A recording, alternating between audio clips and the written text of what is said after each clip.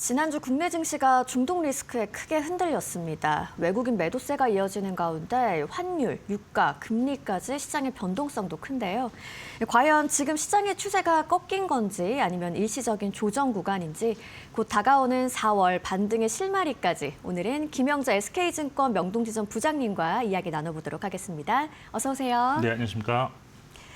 네, 지난주에 코스피가 좀 크게 흔들렸는데요. 네. 이 중동 리스크부터 외국인 수급까지 시장을 압박한 배경부터 한번 짚어주시죠.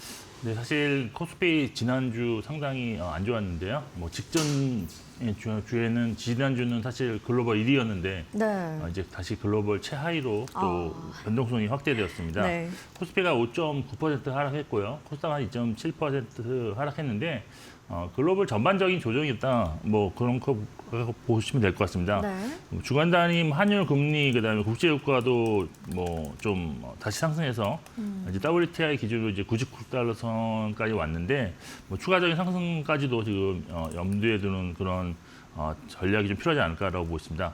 금과 은 가격은 사실 큰 등락은 없었는데 근데 네. 비트코인이 다시 크게 하락해서 지금 또 6만 달러대 중반에서 거래가 되고 있어서 어떤 위험자산 회피 심리가 좀 강해지는 것이 아닌가라는 그런 것도 보고 있었습니다.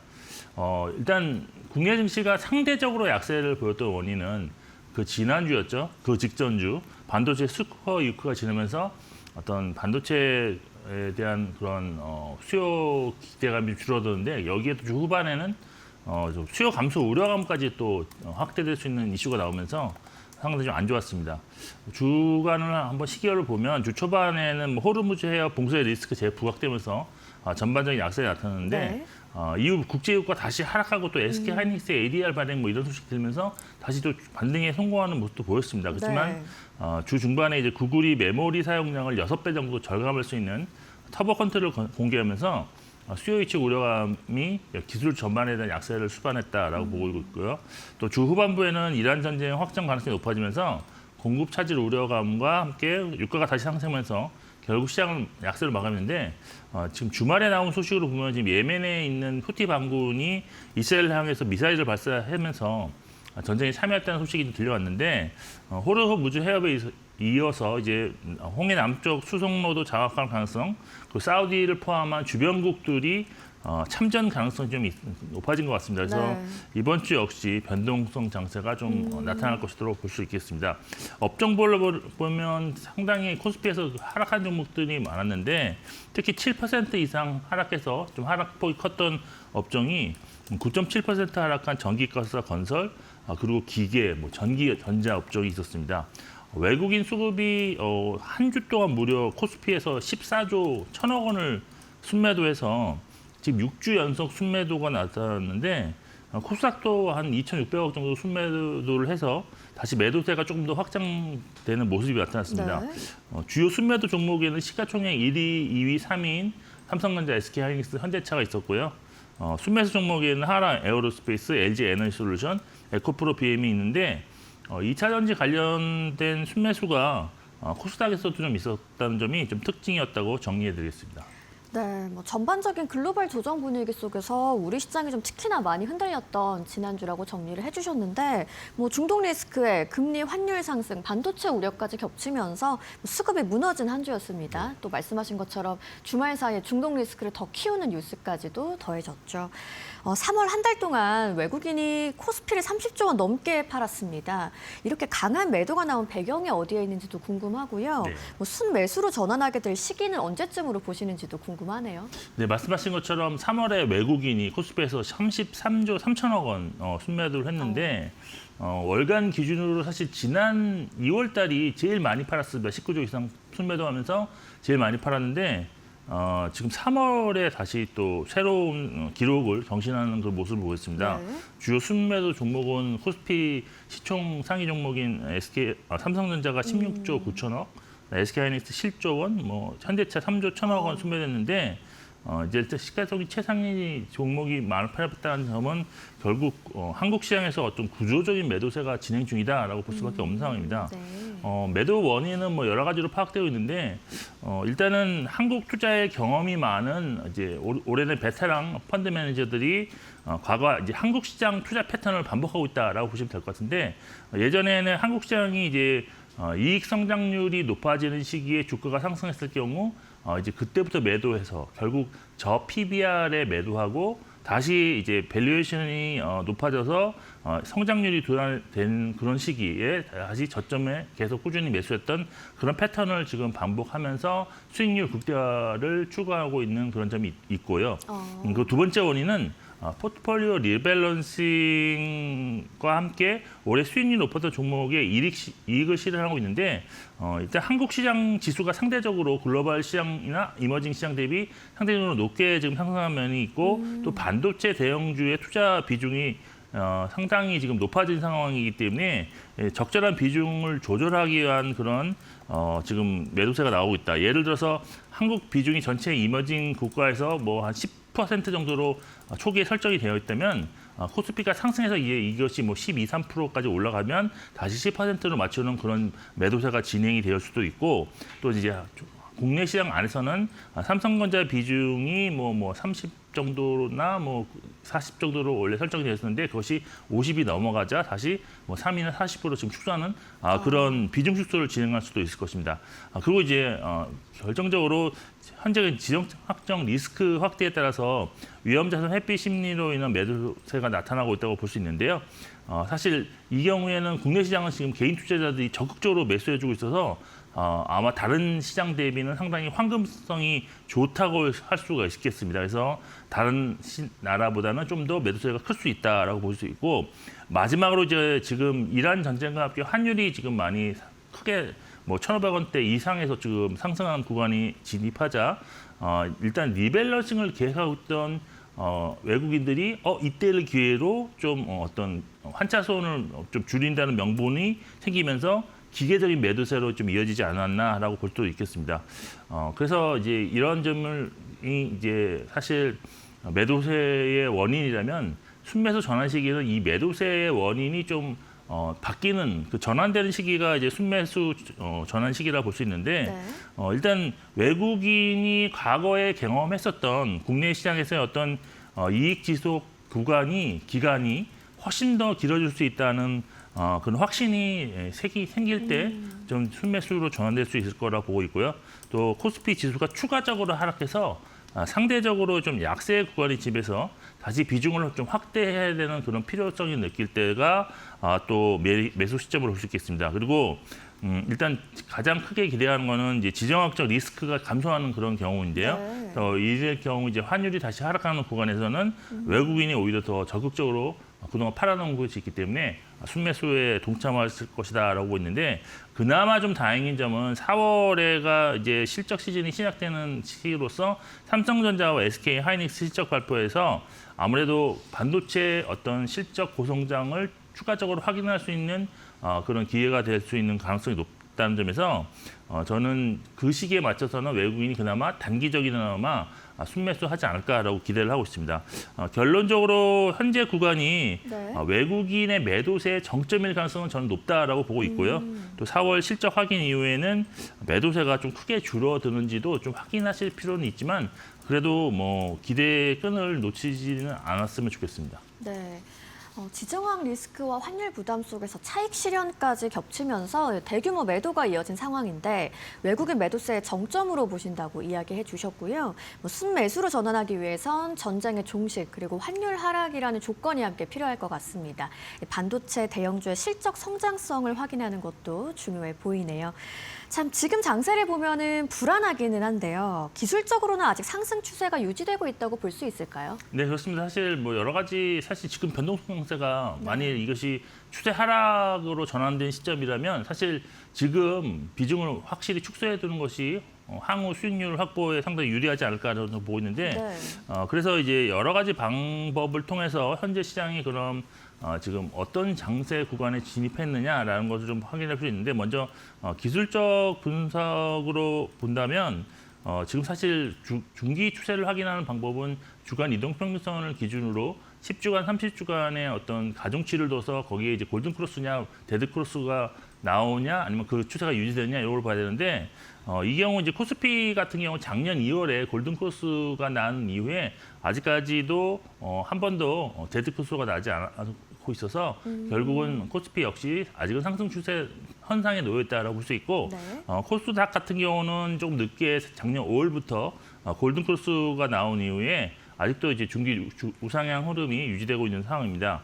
그런데 만일 이제 기술적 분석상으로 제가 보는 기준에서 네. 코스피 기준에서 이제 4,900선이 깨지고 한동안 4,900을 회복하지 못하는 구간에 좀 지수대가 좀 쭉 이어진다면 중기 추세가 이제 하락 전환할 수 있을 것으로 보고 있고요.